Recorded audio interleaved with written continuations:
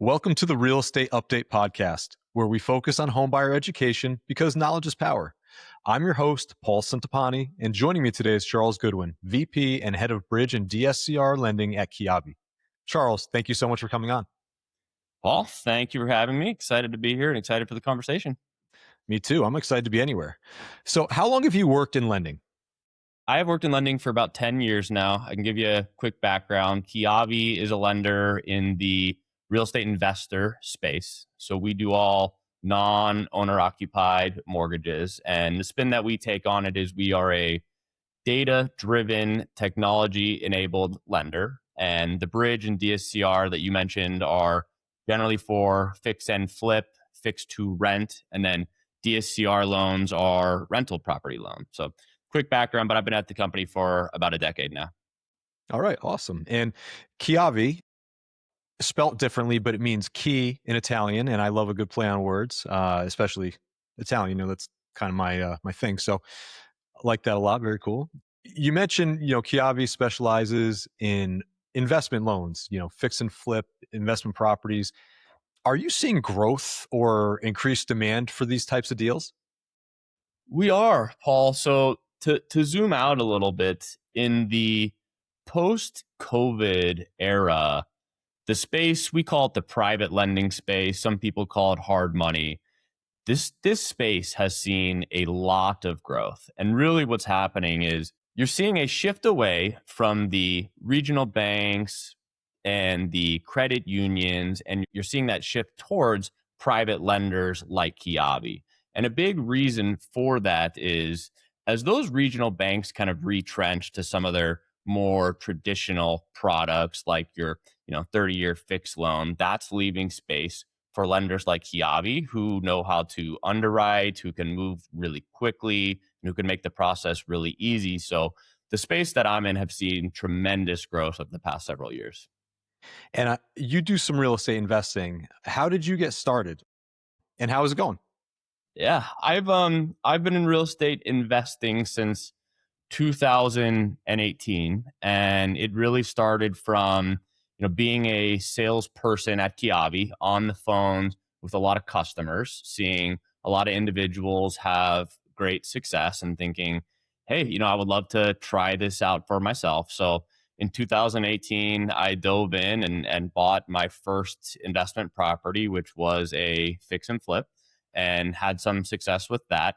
Fast forward to today, I've done roughly 50 single family homes, and it's a combination of fix and flip and fix to rent, where I purchased a property that needed renovation, I fixed it up, got a renter in there, and then did one of those DSCR loans and kept that property as a long-term rental.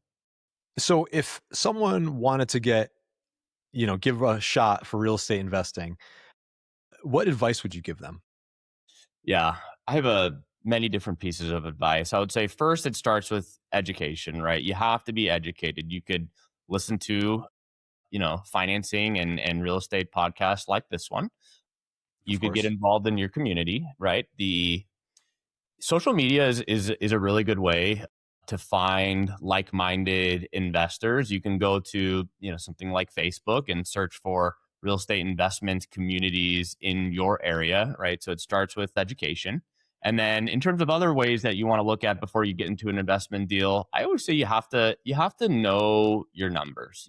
For example, if you're a flipper or you want to become a flipper, at first you go with that education. And then from there, you really have to know your numbers. I think about flipping as just an equation, right? And knowing your numbers means everything from, I like to start backwards. So you start with an after repair value, and then you can use that to back into your purchase price. So for example, a simple equation is you take the after repair value, you multiply that by 75%, you subtract your rehab estimate, and that gives you approximately what you should buy the home for. And there are different schools of thought of what that percentage should be, and some people might look at a deal a little bit differently.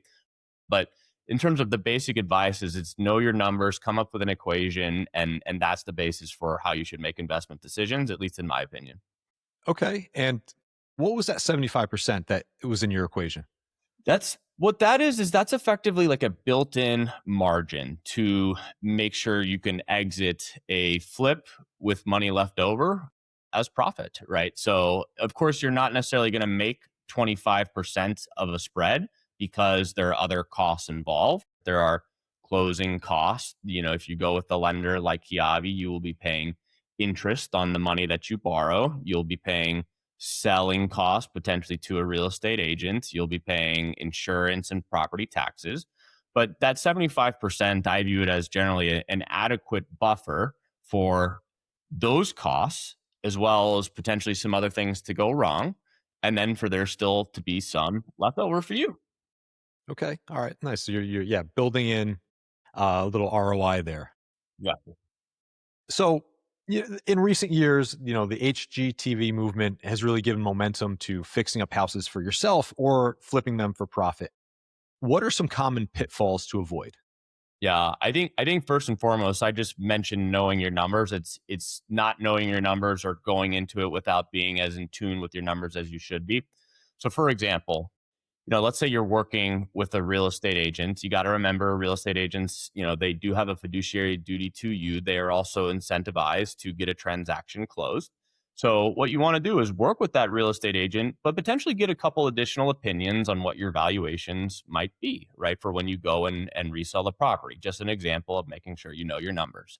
In addition to that, making sure you know your numbers can mean working with a contractor in advance of placing an offer on the property, right? Understand, hey, if the property is this amount of square footage and this is what I want to do to it, and be specific, go line item by line item and make sure you understand what your costs will be. You really want to go into it knowing your numbers. And I do think, a common pitfall is someone who isn't as close to the numbers of it. For example, you get so excited where you have this beautiful vision of a completed property in your head, and that is certainly great, but you want to make sure that narrative doesn't override logic or objectivity for you to make sure you're getting into a deal that you should be getting into. Yeah, you can't chase those delusions of grandeur. You got to be realistic. Yeah, it's exciting because one of the things that I didn't realize I would find joy out of before I started flipping homes was the transformation that you see in that property to an end product, right? I had dollar signs in my mind when I said I want to go to a property and I want to flip it and I want to make some money. But really what I ended up finding was I found a lot of joy and just passion in turning something ugly into something beautiful. And that helps everybody around you as well. It helps the neighbors, and maybe there's a problem property in a neighborhood, and I do think it's a great way to be inspired. So it's another big one. Yeah, totally. Putting beauty back out into the world is a really great thing. Absolutely. So, things to avoid, got that. Is there anything in particular you want to see when looking at a property?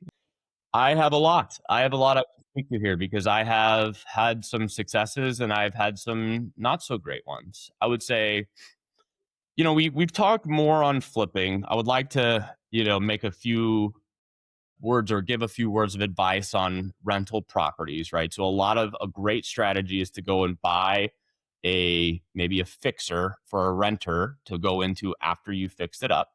And with these, the big things you want to look out for are the big ticket items. So, for example, the condenser for an air conditioner, right? They will have a tag on it that will contain a model number and a serial number, right? Take a picture of that, and that will tell you when it was manufactured. And so you can have an understanding, is this air conditioner 3 years old or is this air conditioner 15 years old, right? And if it's 15 years old, you're going to have to bake in. I would recommend just getting a new one entirely. My rule of thumb, which wasn't a rule of thumb originally, I found this out the harder way, is any of those bigger ticket items, like an electrical panel, a water heater, things like that, roughly 6 to 8 years. If they get older than that, you're just going to start having maintenance built up, and you may want to replace it. right off the jump. So I think that is true. That is very true in any investment, especially in rental properties, because if you don't want to fix it initially, you're going to have some stuff come up later. In addition to that, I do think it's important when you're flipping a house to look at a few different items. So, for example, you can look at a home, pictures of the home, but you might not see what's around the home. The classic example that I give is it can have great bones, you can be very excited about it, but if the neighbor has six pit bulls, you might have trouble reselling that home, right? So that's why I do recommend getting your own eyes on it, and not just the home itself, but everything around it also matters. Okay. Yeah, that's full picture. Yeah. Want to get that. Changing gears a little bit, first time home buyers are having an especially difficult time in the last couple of years. What can they do if they're consistently putting in losing bids? How can they build up their profile? Yeah, there's a few different pieces of advice here. I would say even before building up your profile, just zooming out a level, right? There's a general trend that we're seeing in today's market, right? This is late May 2026. The trend that we're seeing is renovated homes, move-in ready homes. There's still a lot of competition from buyers for those homes. However, on less ready, less move in ready homes, those can be sitting for a while, especially if they're not priced right. So, as we just talked about, if you do have a home, rather than flipping that home, but if you're willing to put in some sweat equity into it, those are an opportunity where you might be able to get a deal as of in today's market. And what I mean by deal, you might be able to place a more competitive offer on a home like that and have a better chance of getting that if you are willing to put in some work to get there. And what kind of loan types can they inquire about if they're having trouble saving or maybe not meeting all conventional requirements?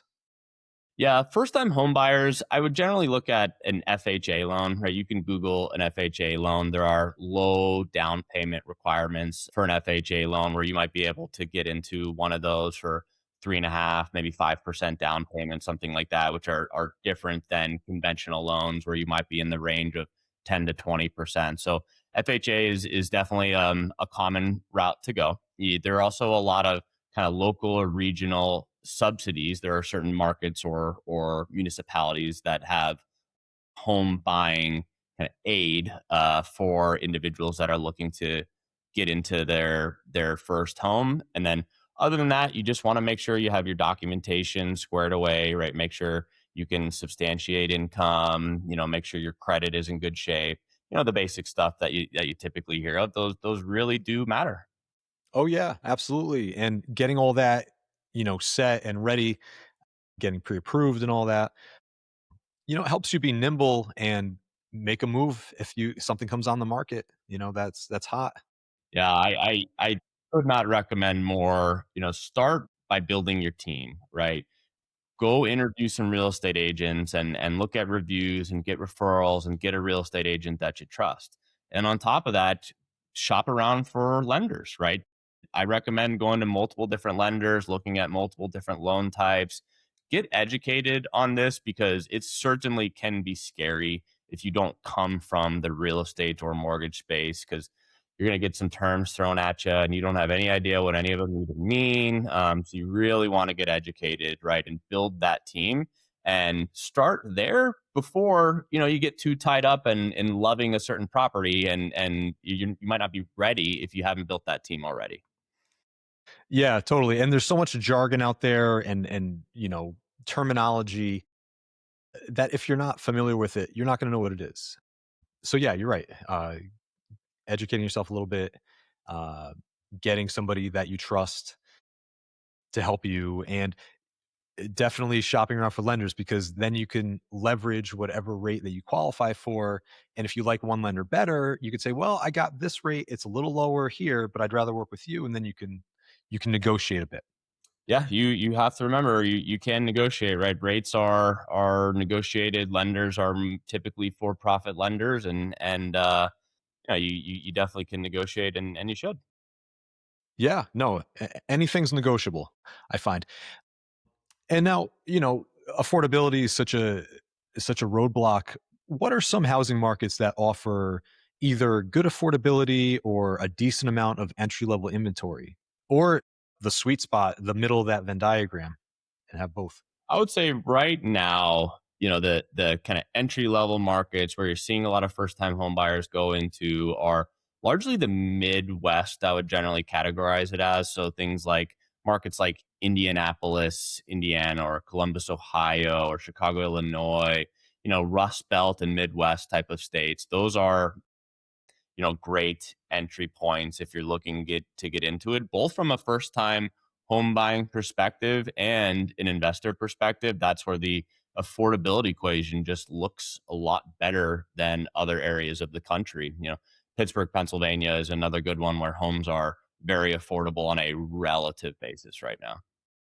And what are the markets that are the opposite of that? They're just running so hot, demand is crazy, competition's crazy.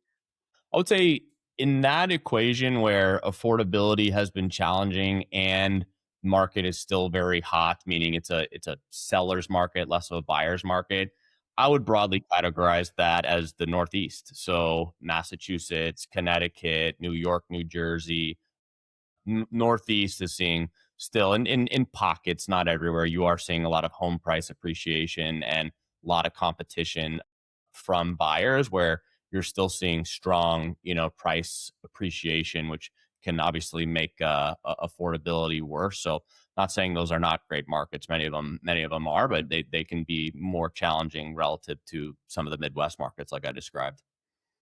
And Charles, last question that I ask everybody, what is your top advice for first-time home buyers right now?